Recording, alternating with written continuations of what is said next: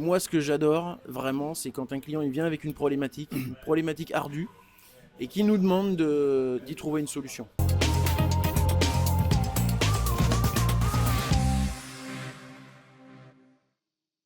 Bienvenue dans l'émission Libérez vos talents qui encourage les personnes ordinaires à faire des choses extraordinaires. Aujourd'hui, nous allons explorer le voyage inspirant de Bertrand Grison pour enrichir votre vie professionnelle évidemment. Bonjour Bertrand. Bonjour Philbert. Alors moi je suis très content de te voir aujourd'hui parce qu'on a eu l'occasion de travailler ensemble il y a quelques années. Combien déjà ?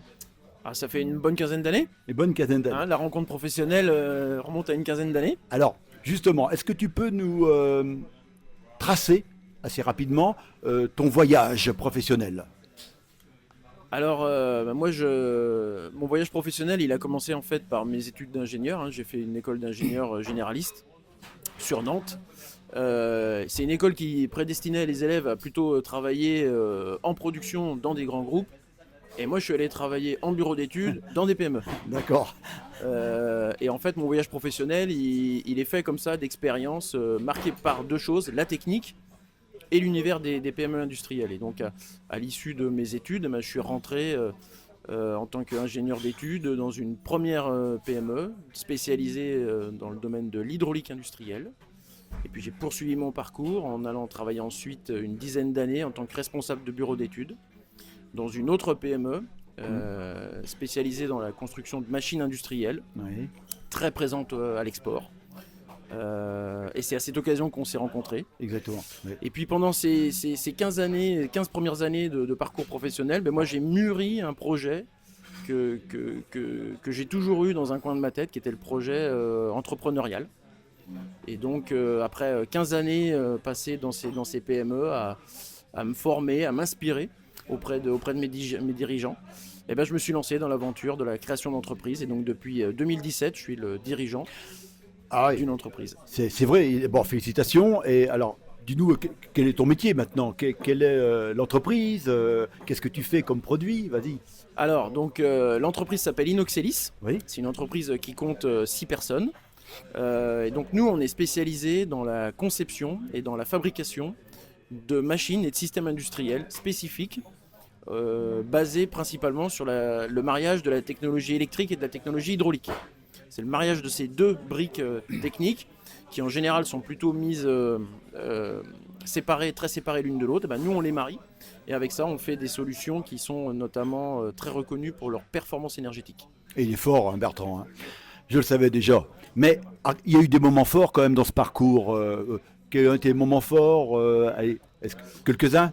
Allez. Alors le premier moment fort, je dirais, dans mon parcours, c'est mon stage de fin d'études, où là j'ai rencontré pour la première fois j'ai rencontré un dirigeant de PME qui m'a beaucoup inspiré, par son énergie, par sa ténacité, sa capacité à développer et à vraiment être très conquérant. Deuxième moment fort dans mon parcours professionnel, c'est mon entrée donc, dans cette entreprise où j'ai commencé à prendre des responsabilités managériales. Et là, ça a été vraiment un franchissement pour moi, un vrai palier.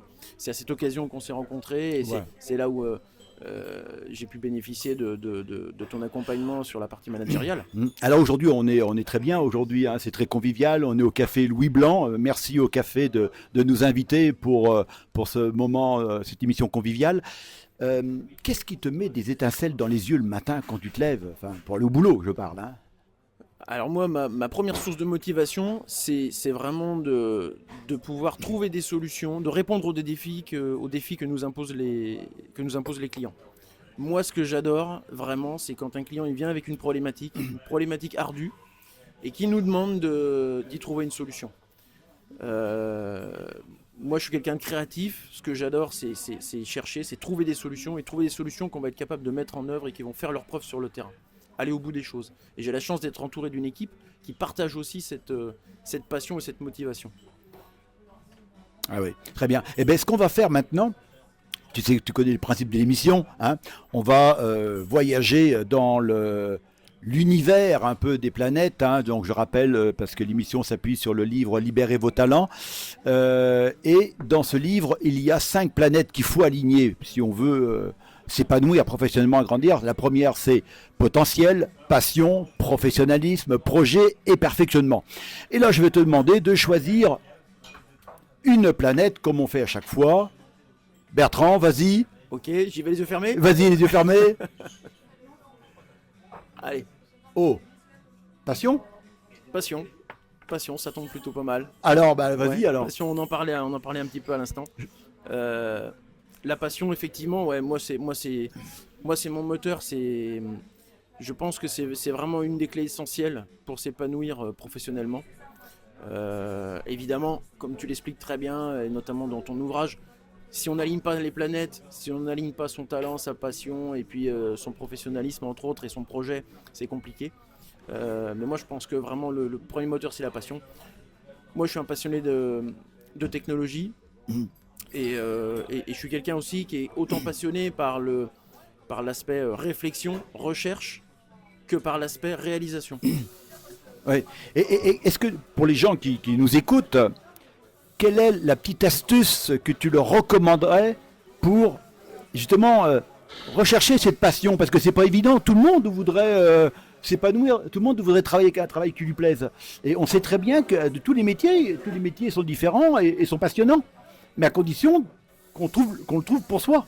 Qu'est-ce que tu conseillerais, toi, justement, aux auditeurs qui... Alors, moi je dirais que le conseil que j'ai à donner, c'est d'être à l'écoute de soi. D'une manière générale, indépendamment de ce qu'on peut être amené à faire dans le travail. Et je pense que la passion, c'est aussi quelque chose qui peut se manifester, se révéler par des signaux faibles, des ressentis. Oula, Moi, je pense exemple. la passion, Pour toi, par exemple, exemple. quand on est passionné par quelque chose, même si c'est difficile, même si c'est pénible, on ressent du plaisir. Il faut être à l'écoute de ce signaux faible-là. Exact. On voit pas le temps passer. Exact. Si quelqu'un de l'extérieur nous sollicite pour exercer justement cette passion, eh ben on y va en courant. On est même prêt à abandonner ce qu'on est en train de faire pour y aller parce que ce que nous demande cette personne-là va faire vibrer notre passion, va nous amener à exprimer cette passion.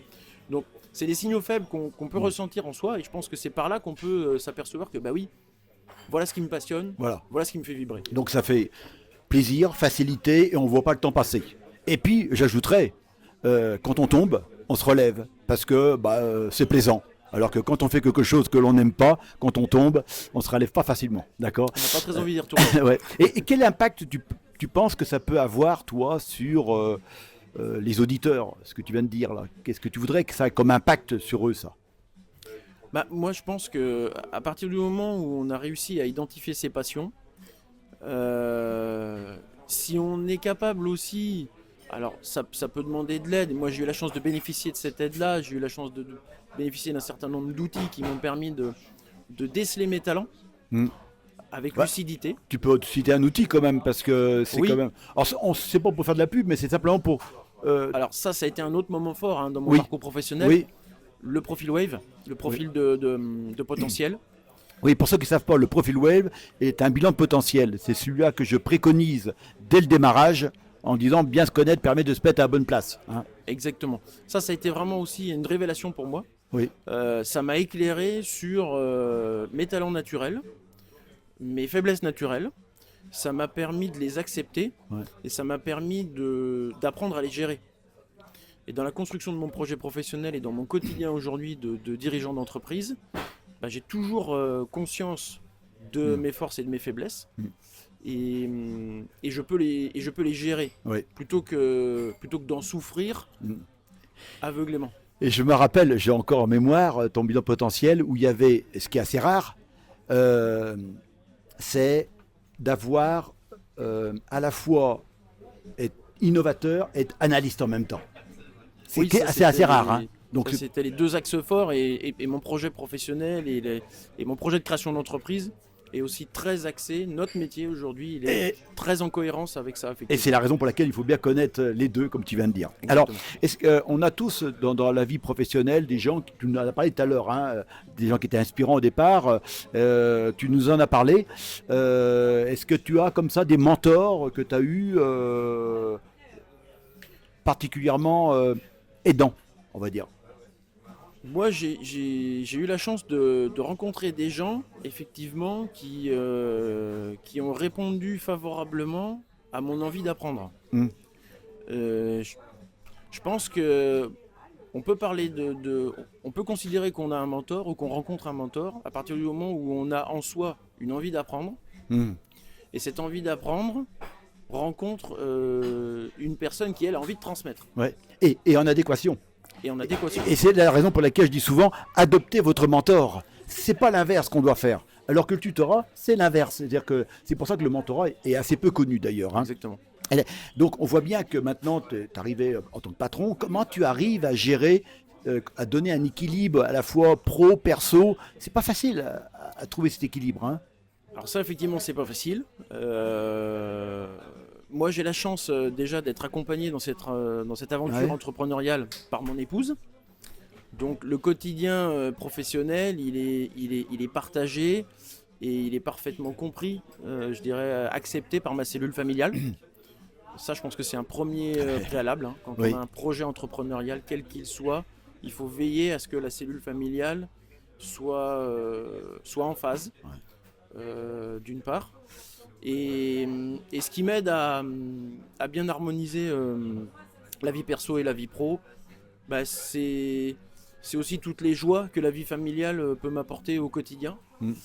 qui parfois d'ailleurs compensent certaines déceptions qu'on peut rencontrer dans la vie professionnelle, et ça fait partie du parcours professionnel, hein, c'est fait de joie et de déception. Ouais. Donc toi, c'est la vie familiale, hein, c'est ça? Oui. Et comment, je dirais, en termes d'astuces, comment tu entretiens cette vie familiale? Qu'est-ce que tu fais de particulier, quoi? Alors, ce que je fais de particulier, c'est que j'arrive à m'astreindre quand même à certaines règles et à poser certaines limites dans mon quotidien. Exemple de règles? Des limites horaires. Bah, par exemple, moi j'ai une borne à 19h. Voilà, je rentre à 19h. Et j'essaye aussi de soigner la qualité, à défaut de pouvoir parfois offrir Mhm. autant de temps en quantité. J'essaye de compenser par la qualité des moments que je La présence, comme on dit. consacre. Voilà, La bonne présence. exactement. Alors, pour grandir, tout le monde veut grandir, s'épanouir. Toi, tu as réussi à créer ton projet professionnel, justement parce que tu te connaissais bien et grâce à ta passion. Mais ta métier, on a vu, hyper technologique, hyper pointu. Comment tu fais justement pour se maintenir à niveau, pour grandir tout en t'épanouissant? Alors, moi j'ai un état d'esprit qui est toujours en fait tourné vers l'avenir. Moi je suis toujours beaucoup plus intéressé, parfois on me le reproche un petit peu d'ailleurs. Je parle peu de ce qu'on a pu accomplir. Une fois qu'on a accompli quelque chose, j'ai tendance à assez rapidement, pas l'oublier, mais je dirais le mettre un petit peu de côté comme étant quelque chose qu'on a fait pour me concentrer sur ce qui est à faire. Et je suis quelqu'un de curieux et je suis entouré d'une équipe qui a aussi cette appétence-là. Mm. Donc on est en permanence en train de se re-challenger, en train de se D'accord. reprojeter et en train de se remettre en question. Toujours en avant, découverte. Toujours en avant, on est assez peu adepte de l'autosatisfaction. Et du rétroviseur. Et du rétroviseur, exactement. D'accord. Alors, il y a beaucoup de gens, tu sais, qui voudraient, comme toi, s'épanouir. C'est justement pour ça qu'on fait cette émission, justement pour partager des messages, donner des messages inspirants, des gens qui, au départ, n'avaient pas forcément un métier plaisant, mais qui ont trouvé leur voie. Des gens qui voudraient se réorienter ou évoluer. Qu'est-ce que tu pourrais leur dire aujourd'hui comme pratique ou astuce, voire conseil? Bah, je pense que quand on se sent un petit peu bloqué ou quand on se sent vraiment mal à l'aise dans un inconfort professionnel, Oui. ce qui est sûrement pas facile à faire mais qu'il faut quand même trouver la force de faire, c'est de